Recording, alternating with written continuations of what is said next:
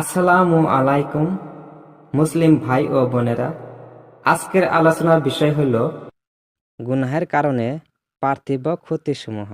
গুনাহের কারণে ইলামে দিন হতে বঞ্চিত হয়, রুজি রোজগারে বেবরকতি হয়, আল্লাহর স্মরণে মন বসে না, নেক লোকের সংসর্গ ভালো লাগে না, বহু কাজেই বাধা বিঘ্ন আসে, মন পরিষ্কার থাকে না, হৃদয়ের শক্তি সাহস কমে যায়, যার ফলে অনেক সময় দৈহিক দুর্বলতা ঘটে, ইবাদত হতে মাহরুম হতে থাকে, হায়াত কমে যায়, তওবা করার তৌফিক হয় না, ফলে আল্লাহর নিকট অপমানিত ও লাঞ্ছিত হতে হয়।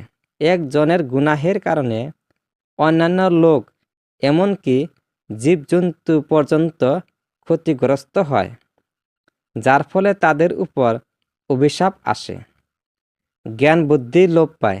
হযরত রাসূলুল্লাহ সাল্লাল্লাহু আলাইহি সাল্লামের পক্ষ থেকে অভিশাপ আসে, ফেরেশতাদের দোয়া হতে বঞ্চিত হতে হয়, দেশে ফসলাদির উৎপাদন কমে, আল্লাহর নিয়ামত হ্রাস পেতে থাকে, ফলে পরিশেষে বিনা তাওবায় মৃত্যু ঘটে।